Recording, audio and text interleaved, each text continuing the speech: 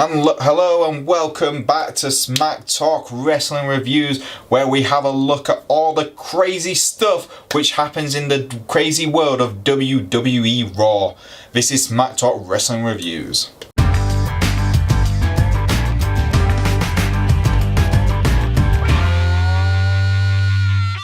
So we started off Raw like we start off every episode of Raw and SmackDown, it seems, with an authority figure announcing the main event for a pay-per-view, and this time it was Kurt Angle announcing who would be taking on Brock Lesnar at the Royal Rumble.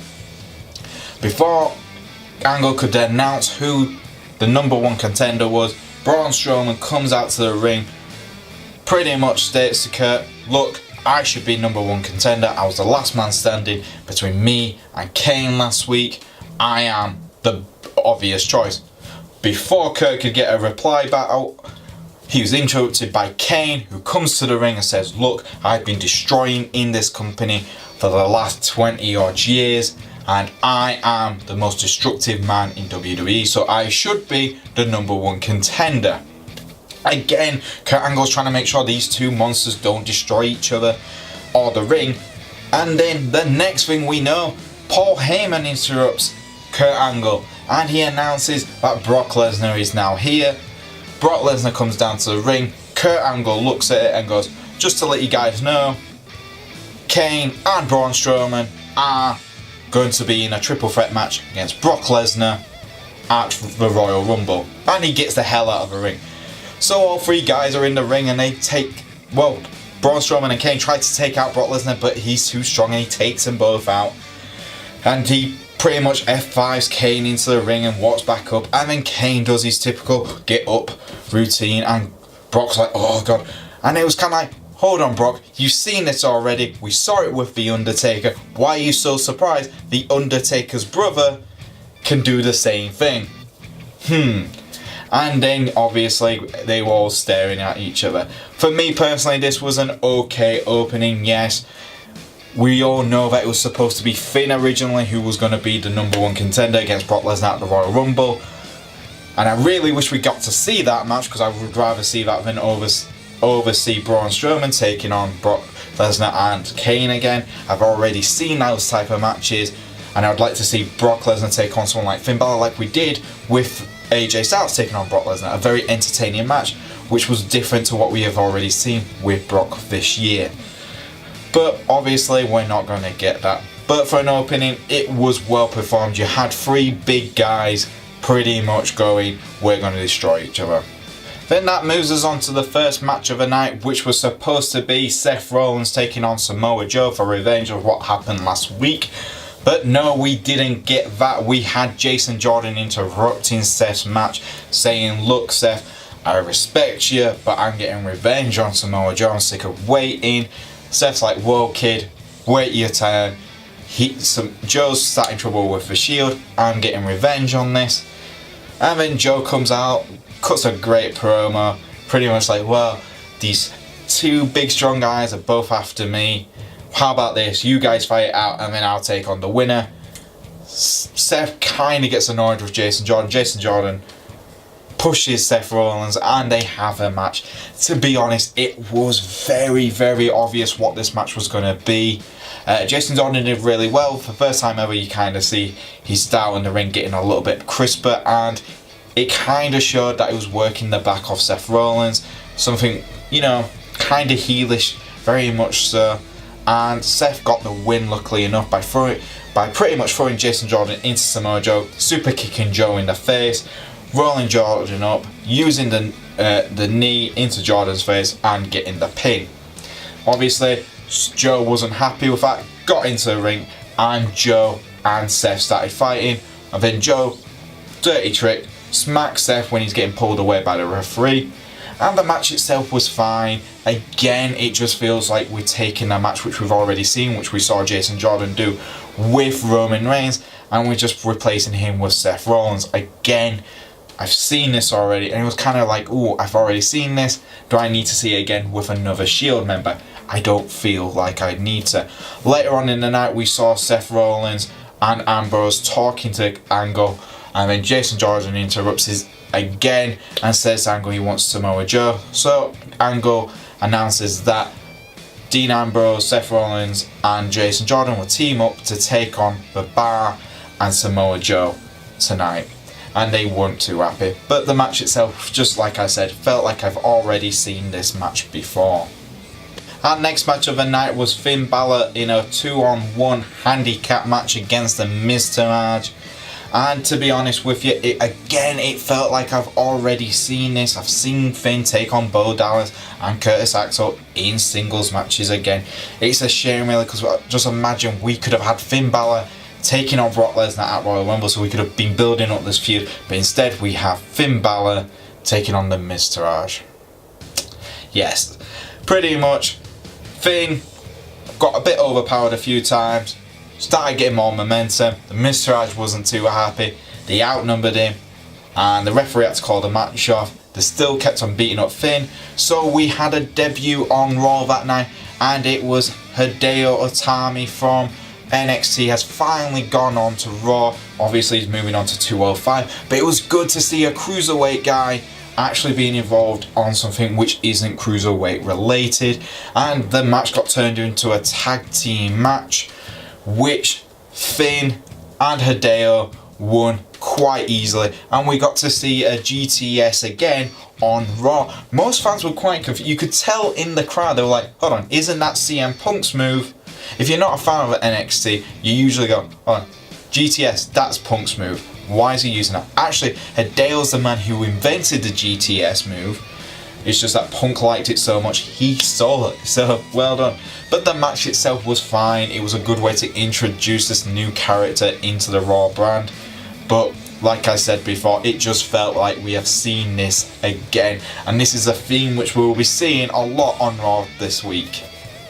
Then we had our 205 match, which was going to announce who would be the next #1 contender for Enzo's Cruiserweight Division belt, and it was Cedric Alexander versus Goulet.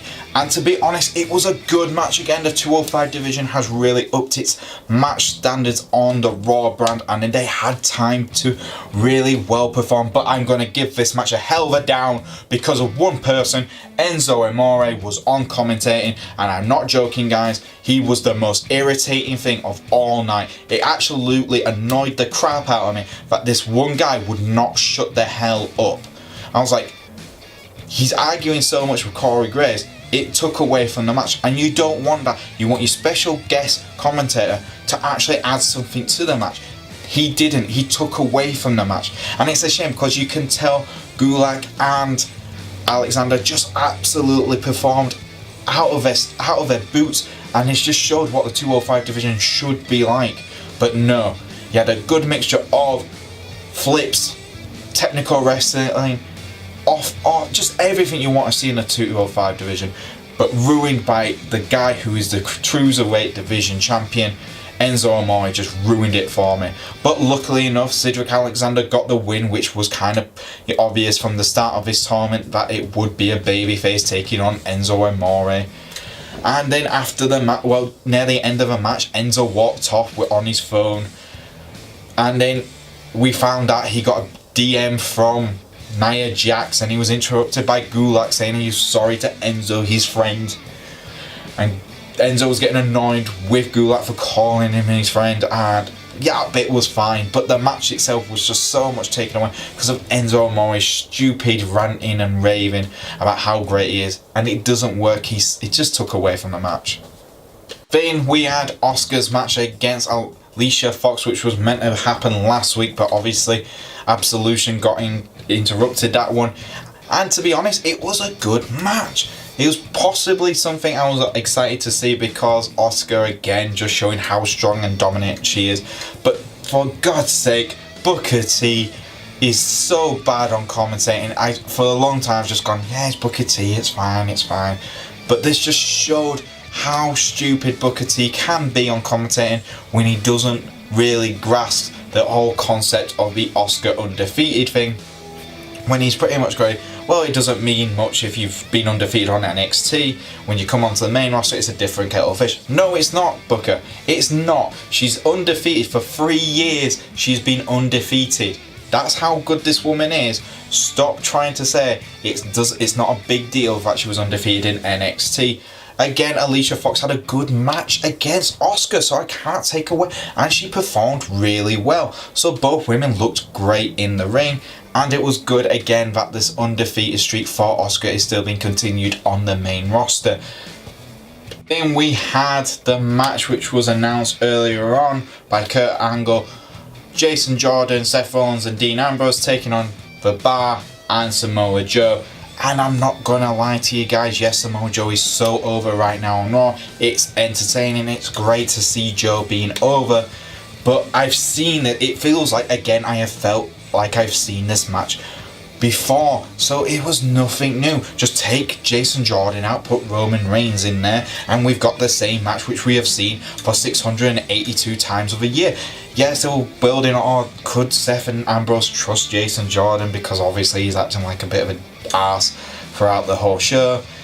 And to be honest, nothing really changed. You just take Jason Jordan's place, replace it with Roman Reigns, replace it with any face superstar right now, and it's pretty much the same match we got already. And yes, watching The Bar and Samoa Joe and Seth Rollins and Dean Ambrose taking on each other is entertaining as hell, but I'm not gonna lie, guys, the match itself was something I've already seen. The only thing which came out of it was that looks like Dean Ambrose actually got injured during the match. We don't know if this is a work or what, but it just looked like Dean got injured when Seth jumped out of a ring to take out Samoa Joe and Cesaro.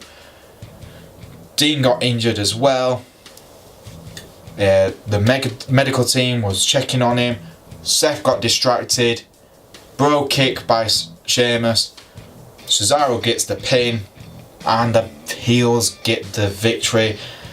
And to be honest, afterwards we also saw a backstage bit where Dean and Seth were being checked up by a doctor, and then Samoa Joe and The Bar attack him again, and then looks like damages Ambrose's arm even further. Now, hopefully this is just a work. We don't like to see WWE stars getting injured in real life. Unfortunately, it's part of the job. But if it is an actual injury, we hope that Dean recovers quickly and he can get back into a ring soon, because let's be all honest, we all know what Dean Ambrose is like. He doesn't like to not be in the ring. But the match itself, like I said, was something we had seen before. Then we also had promos by Bray Wyatt and Woken Matt Hardy, and yes, they were both very entertaining. To be honest with you, the guy who's meant to be insane, Woken Matt Hardy, made more sense than the Bray Wyatt promo, which is no surprise, to be honest. Bray started singing, I didn't really understand that, but Matt Hardy announced this is the Great War is going to happen soon, and his chess pieces are ready. He's ready to take out Sister Abigail and Bray Wyatt. For me personally, as a massive broken Matt Hardy fan, this is so good. I cannot wait to see how this develops actually in the ring, because their promos have been the more exciting things for both guys for quite a while on Raw. Then we got a return. We had the Revival return and taking on Heath Slater and Rhino, which again was good to see. And of course, because the Revival were returning from injury, they got the victory. It was a quick match, but it was good to see the Revival at their best. It looks like they've definitely, worked on live shows with Heath Slater and Rhino before, and you could tell there was some chemistry there. After the match, Heath Slater and Rhino walking backstage. Kurt Angle comes in front of them and goes, "Hey guys, I respect what you did in the ring. You gave it your all, but you need to get tougher. And if you want opportunities next year, you've got to toughen up." He thinks he's going to get fired, and Rhino goes, "No, we've got to something has to change." And he's like, "I've changed my plans. These are brand new. I've got kids to." And he gets partying, and he goes, Rhino's was like, "Come with me. I know what we need to do." And for me, that should have been. And then Heath Slater said, "Is it going to be? It better not hurt." For me, it should have been toughen up. Hopefully not ECW toughen up, because that would have been brilliant to hear. And then we had Elias doing his stupid sing-along kind of segment, but he did make a big announcement that he is going to enter, and he's technically the first entrant into the Royal Rumble.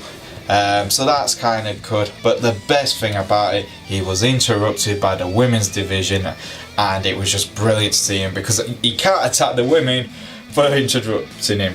So that was fun. Talking about the women interrupting Elias, we had a 3-on-3 tag team match where we had Mickie James, Bayley, Sasha Banks taking on Absolution.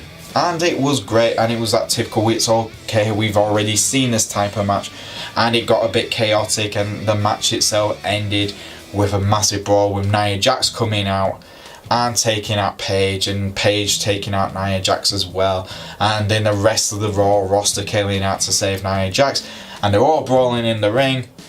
Stephanie McMahon's music starts, the whole fight stops, they all look up and go, oh crap. And then Stephanie comes out and goes, look, you women here who are in the ring, who worked in the ring on SmackDown and Raw, you've created history, and let's create history again. We're going to have the first female Royal Rumble match, at Royal Rumble. And yes, I'll talk more in depth with that on a news segment itself, but it was a big news, and it was great to see. Yes, this is probably the highlight for Raw itself, and it was a big deal on social media, and Facebook, Twitter and all this, and it worked great. But like I said, I will talk more about this announcement on a news segment. And there you go, guys, and there is our Raw review for this week. Like I said, it just felt so repetitive. It's like I've seen all these matches before. I possibly have, but it just didn't feel like it was very, good Raw after, we've just seen a great pay-per-view from SmackDown. Going into Raw, kind of like, ooh, I can't wait to see how Raw's developing, because it's been so good for the last few weeks.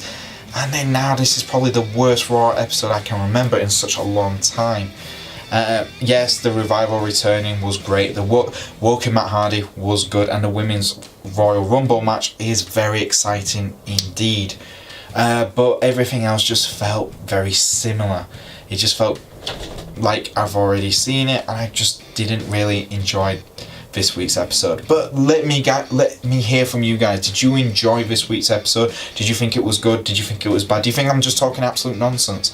Leave it in the comments below. If you do like our videos, please like, subscribe. You can follow me on the Twitter at Boise88, and I'll see you guys next time on Smack Talk Wrestling Reviews.